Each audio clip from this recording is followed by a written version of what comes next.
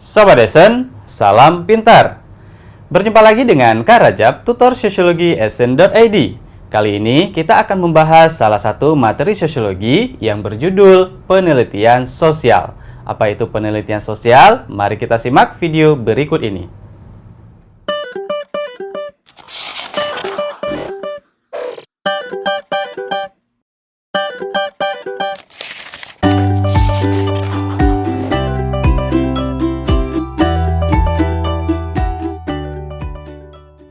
Sobat Esen, pada video sebelumnya kakak telah membahas beberapa mengenai penelitian sosial, baik itu pengertian, langkah-langkah melakukan sebuah penelitian, atau cara atau pola pikir yang ada yang harus dimiliki oleh seorang peneliti. Nah, jadi pada video kali ini kakak akan melanjutkan pembahasan pada video sebelumnya. Pada video kali ini, kakak akan membahas mengenai jenis-jenis penelitian ya.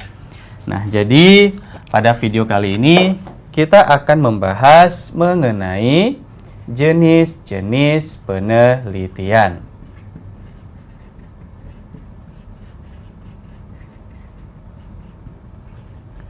Nah, jenis-jenis penelitian di sini bisa kita bagi ke dalam beberapa bentuk ya. Yang pertama adalah dilihat berdasarkan tujuan. Berdasarkan tujuannya. Nah, berdasarkan tujuannya ini dapat kita bagi menjadi dua. Yang pertama itu ada penelitian dasar. Yang kedua ada penelitian terapan. Nah, jadi apa yang dikatakan dengan penelitian dasar ya, atau penelitian basic. Nah, jadi di sini dalam penelitian dasar itu seorang peneliti mengumpulkan data, mencari informasi, dan menyusun berbagai macam aspek dalam sebuah penelitian yang bertujuan untuk mengembangkan suatu ilmu pengetahuan ya. Jadi tujuan dari penelitian dasar adalah untuk mengembangkan suatu ilmu pengetahuan. Nah, kemudian apa yang dikatakan dengan penelitian terapan? Nah, kalau dasar tadi di mana seorang peneliti mencari informasi, mengumpulkan data itu untuk mengembangkan suatu ilmu pengetahuan.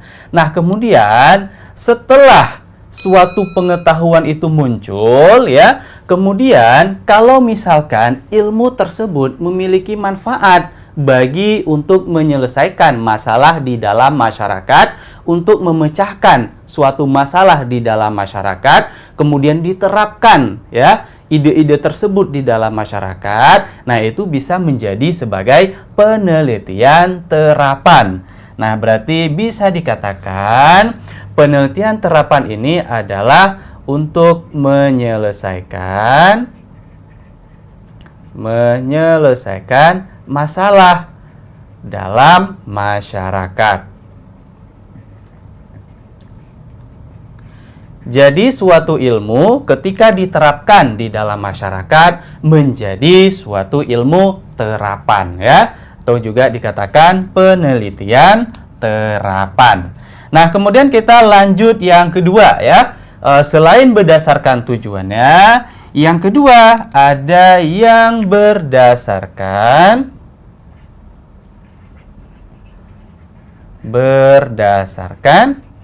metode. Nah, metodenya. Nah, kalau yang berdasarkan metodenya, dia itu juga dibagi menjadi dua. Apa saja? Yang pertama ya.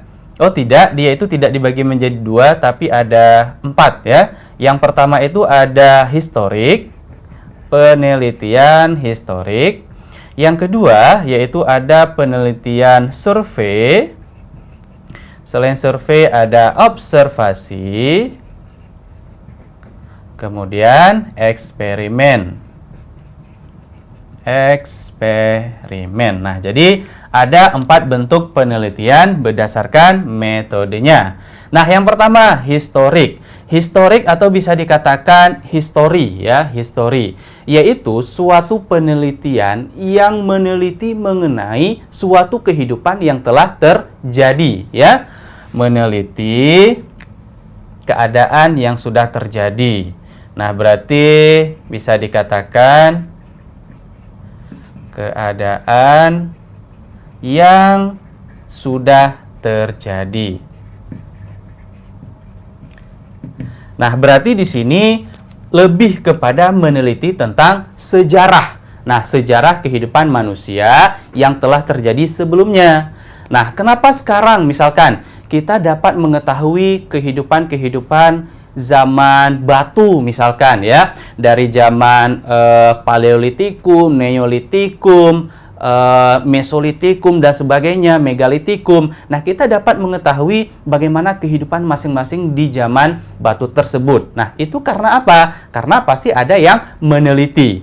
Nah, itu dikatakan dengan penelitian yang sifatnya historik gitu ya, yaitu mengkonstruksikan suatu kehidupan masyarakat zaman dulu. Itu dikatakan dengan penelitian historik. Kemudian yang kedua, ada penelitian survei. Penelitian survei ini bisa dikatakan suatu penelitian yang mendapatkan suatu informasi itu langsung di lapangan ya. Bisa dikatakan suatu penelitian yang terjun langsung ke dalam masyarakat. Nah, di mana data-data yang didapatkan, informasi-informasi yang didapatkan itu bisa menggunakan teknik-teknik seperti wawancara kepada responden yang ditujunya ya. Berarti bisa dikatakan adanya penelitian langsung ke masyarakat. Nah, di mana teknik-teknik yang digunakan itu bisa mengenai wawancara maupun angket yang digunakan.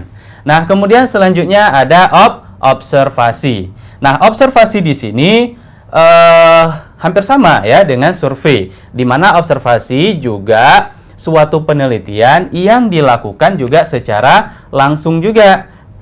Dilakukan secara langsung. Nah, dia juga mendapatkan suatu informasi atau mendapatkan data itu juga langsung dari masyarakat. Nah, dengan bisa mengawasi ya, atau dengan mengontrol bagaimana perilaku-perilaku atau mengawasi keseharian masyarakat ya, di mana masyarakat tersebut adalah masyarakat yang dituju untuk melakukan suatu penelitian. Nah, jadi tetap dilakukan secara langsung, yaitu mengawasi bagaimana keadaan suatu masyarakat ya berdasarkan dengan topik yang diteliti. Nah, di samping di situ dia bisa merekam, bisa memotret ya, atau bisa mencatat bagaimana keseharian masyarakat di situ. Nah, berarti dia melakukan yang namanya observasi secara langsung ke masyarakat. Nah, kemudian yang keempat yaitu ada eksperimen. Nah, eksperimen ini adalah suatu penelitian yang sifatnya memanipulasi suatu hasil penelitian. Memanipulasi hasil ya penelitian. Nah, memanipulasi di sini berarti dia membuat suatu studi kasus ya. Misalkan dia ingin mengetahui, misalkan kita contohkan suatu masalah yang dia manipulasi, misalkan kita buat contohkan ada dua kelompok siswa, misalkan yang satu kelompok kita suruh belajar dengan menggunakan kurikulum yang lama. Nah, kemudian yang satu lagi kita suruh belajar dengan kurikulum yang baru. Nah, kemudian kita melihat apakah di antara kelompok tadi yang belajar dua kurikulum yang berbeda, siapakah yang prestasinya lebih unggul, yang prestasinya itu lebih baik. Nah, di situ kita ingin mengkaji, ingin meneliti ya, apakah yang menggunakan kurikulum lama atau yang menggunakan kurikulum yang baru gitu ya, prestasi yang dialami oleh siswa tersebut. Nah, di situ kita buat eksperimen gitu, atau memanipulasi suatu penelitian. Kita dapat mengubah ya suatu situasi yang alamiah menjadi situasi buatan gitu ya untuk membuktikan sesuatu hal. Makanya kita melakukan sebuah eksperimen. Nah, ini adalah beberapa bentuk penelitian yang dilihat berdasarkan metodenya. Kemudian kita lanjut yang ketiga ya, yaitu ada yang dilihat berdasarkan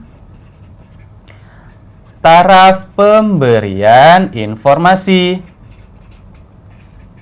Taraf pemberian informasi. Nah, ini dapat kita bagi menjadi 3 ya. Yang pertama itu ada penelitian deskriptif. Deskriptif ya. Kemudian yang kedua ada eksplanasi. Eksplanasi. Yang ketiga ada eksplorasi.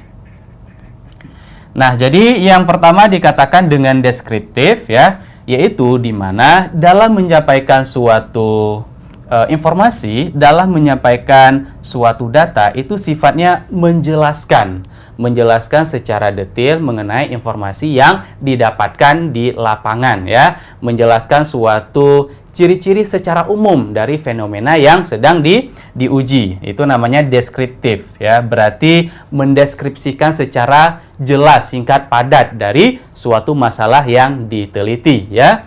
Nah, berarti itu dikatakan deskriptif atau menjelaskan. Kemudian yang kedua yaitu ada eksplanasi. Apa yang dikatakan dengan eksplanasi? Yaitu adanya suatu pemberian informasi ya, dia itu menjawab suatu informasi yang didapatkan itu bisa jadi lebih detail lagi ya. Suatu informasi yang diberikan tidak hanya menjawab suatu pernyataan yang bersifat what misalkan ya, apa yang terjadi, tetapi bisa juga menjawab misalkan why, kenapa itu bisa terjadi gitu ya, mengapa itu bisa terjadi. Nah, itu berarti dapat menjawab sebuah informasi yang lebih mendalam lagi. Nah, itu bisa dikatakan cara memberikan suatu informasi berdasarkan eksplanasi, menjelaskan secara lebih detail lagi, tidak hanya pertanyaan mengenai apa tetapi mengapa juga suatu fenomena itu bisa terjadi. Kemudian yang ketiga ada eksplorasi. Berarti kalau kita lihat kata eksplorasi, mengeksplor gitu ya, suatu penelitian yang lebih luas lagi gitu. Yang lebih luas lagi, yang lebih detail lagi. Bisa jadi mencari sesuatu hal yang sampai ke akar-akarnya. Kalau misalkan tadi kita contohkan, eksplanasi itu hanya menjawab suatu pertanyaan what atau why ya. Tetapi kalau eksplorasi selain what atau why bisa juga menimbulkan pertanyaan how gitu ya. Bagaimana bagaimana peristiwa itu bisa terjadi gitu. Nah, itu adalah bisa dikatakan eksplorasi, yaitu mengeksplor lebih mendalam lagi. Nah, ini adalah beberapa cara atau taraf pemberian informasi untuk menyampaikan suatu informasi. Yaitu ada deskriptif, ada eksplanasi maupun eksplorasi. Oke, sekarang kita lanjut ke yang keempat ya, di mana yang keempat kita lihat ada yang berdasarkan pendekatan.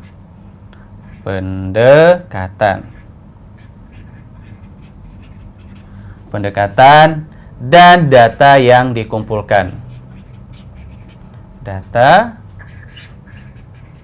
yang dikumpulkan. Nah, ini bisa kita bagi juga menjadi dua ya. Apa saja yang dilihat berdasarkan pendekatan?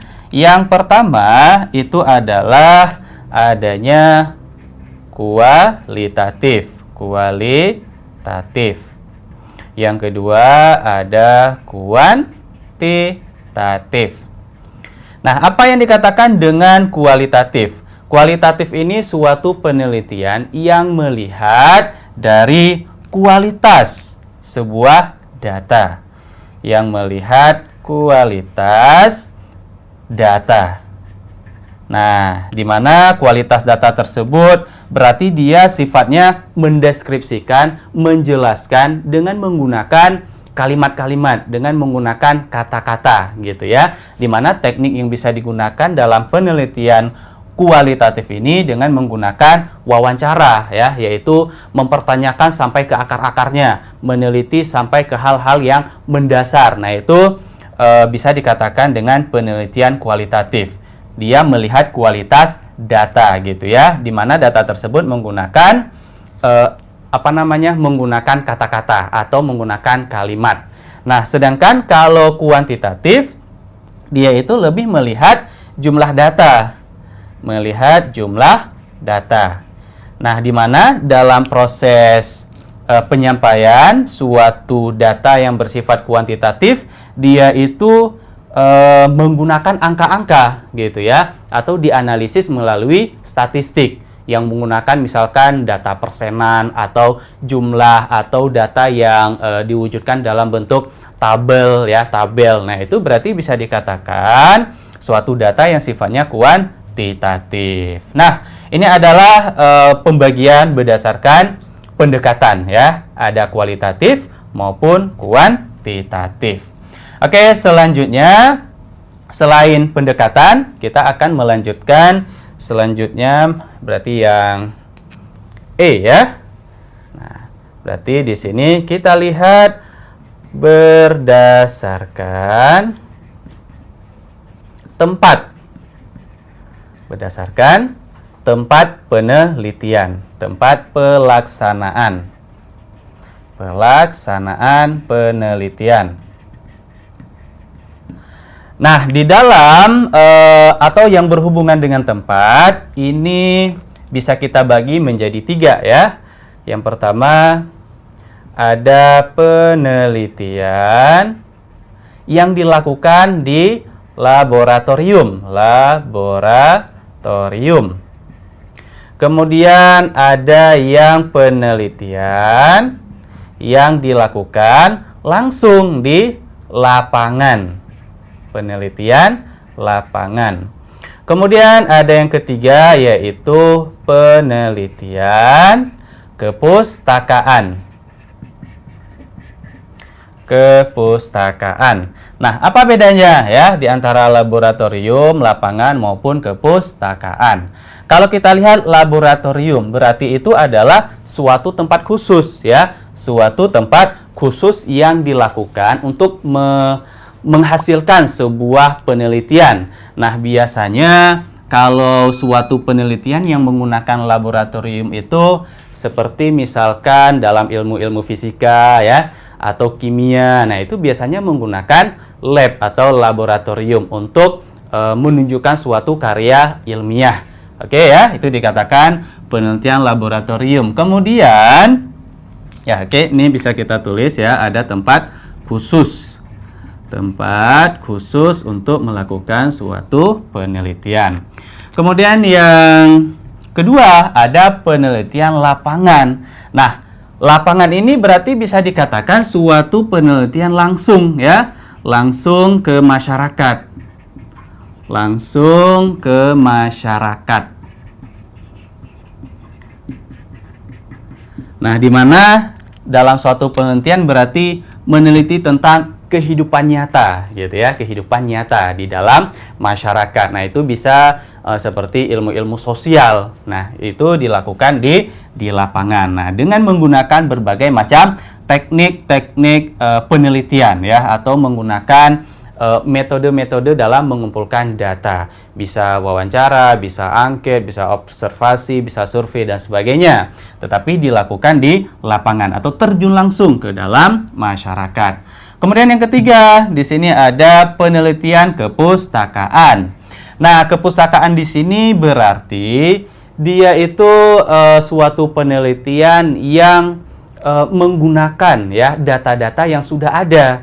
Nah, data-data yang sudah ada itu misalkan kita contohkan Seperti dia itu meneliti atau mengambil suatu data di buku-buku ya. Nah, buku-buku atau di koran atau juga bisa majalah ya, atau juga bisa di televisi, rekaman suara dan lain-lain.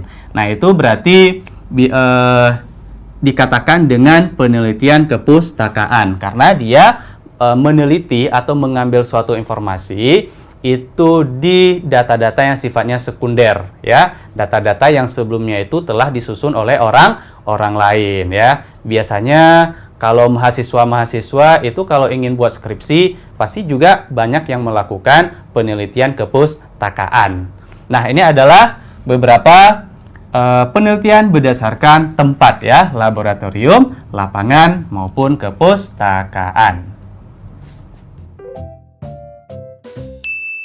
Sobat dosen, demikianlah pembahasan mengenai jenis-jenis penelitian sosial. Sampai jumpa di video berikutnya bersama Kak Rajab, tutor sosiologi sn.id. Salam pintar! Sekian Sobat Edson untuk video pembelajaran hari ini. Sampai ketemu lagi di video belajar berikutnya. Jangan lupa aktifkan notifikasi untuk video terbaru kami ya. Sobat Edson juga bisa mengunjungi edson.id dan temukan ribuan video pembelajaran. Sampai jumpa Sobat Edson, salam pintar!